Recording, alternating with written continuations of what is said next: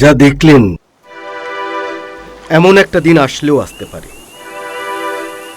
যদি বলেন কেন, তাহলে বলবো শুনুন বিশেষজ্ঞরা কি বলছেন।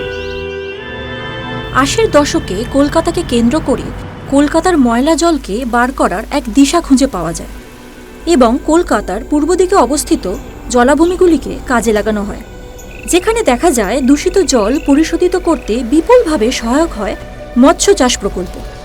স্বাভাবিকভাবেই সরকারি উদ্যোগে কিছু ব্যবস্থাও নেওয়া হয় যাতে দূষিত জল পুনরায় পরিশোধন এবং মাছ চাষকে কেন্দ্র করে একটি বিপুল জনগোষ্ঠীর জীবিকাও গড়ে তোলা যায়। কিন্তু নগর উন্নয়নের তাগিদে শহরকে বৃহত্তর কলকাতার রূপ দিতে গিয়ে কিছু জলাধারের অবলুপ্তি ঘটে। স্বাভাবিকভাবে বাকি জলাভূমি রক্ষার তাগিদ বেড়ে যায়। ৮০-এর দশক থেকে ২০২২ পর্যন্ত বিষয়টি সঠিকভাবেই চলছিল।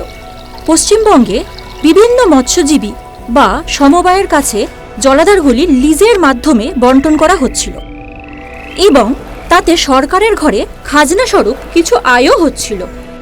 যদিও দীর্ঘ ব্যবহারে পলি জমে জলাভূমি ক্ষতিগ্রস্ত হচ্ছিল। সরকারিভাবে সংস্কারের ব্যবস্থা থাকলেও কর্মীর অভাবে মাটি তোলার ব্যবস্থায় ঘাটতি ছিল।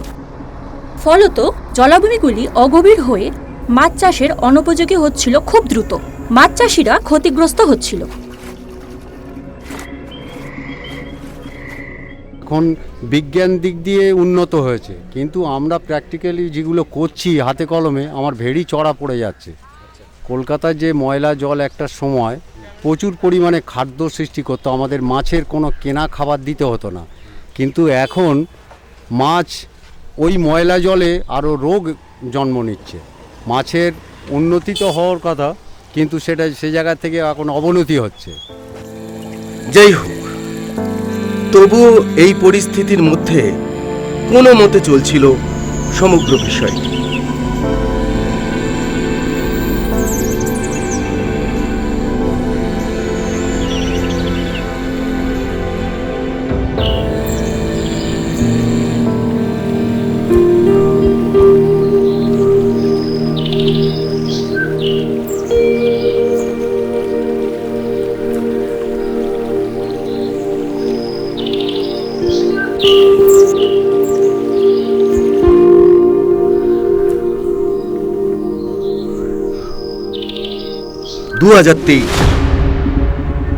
আচমকাই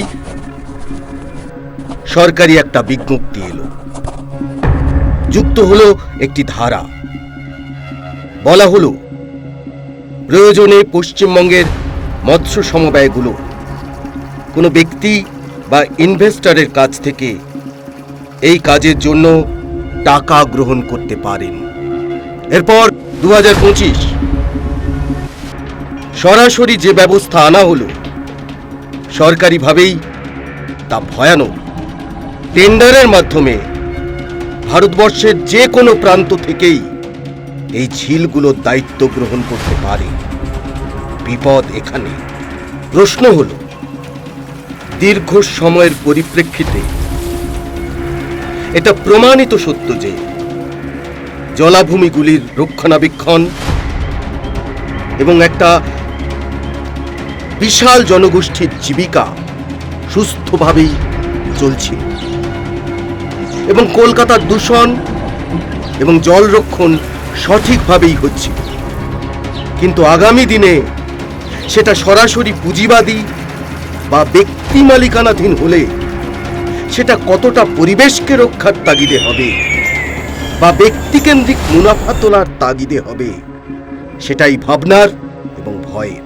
এমন হবে না তো আবার বিভিন্ন কারণে জলাগুলো বুঝে গেল, বাসস্থান বা অন্যান্য ব্যবসার স্থল হয়ে উঠল, কর্ম হারালো এক বিপুল সংখ্যক মানুষ, আত্মহত্যার পথ বেছে নিল অসংখ্য মৎস্য চাষী, নিমেষে প্রাণীজ প্রোটিনের বিশাল উৎস যে মাছ তা বাজার থেকেই উধাও হয়ে গেল, নিম্নবিত্ত বা মধ্যবিত্তের ক্রয় ক্ষমতার বাইরে চলে গেল। আর যাই হোক, কোটি কোটি মানুষকে নিয়ে তো আর এক্সপেরিমেন্ট করা যায় না, মানুষ তো আর গিনিপিগ নয়। জলাজমির অবস্থা খুবই খারাপ। আমাদের মাছের ব্যবসা একদম মারা পড়ে যাচ্ছে এখন। আমরা একদমই ভালো নেই মাছ চাষে। বিষয়টি ভীষণই ভাবনার।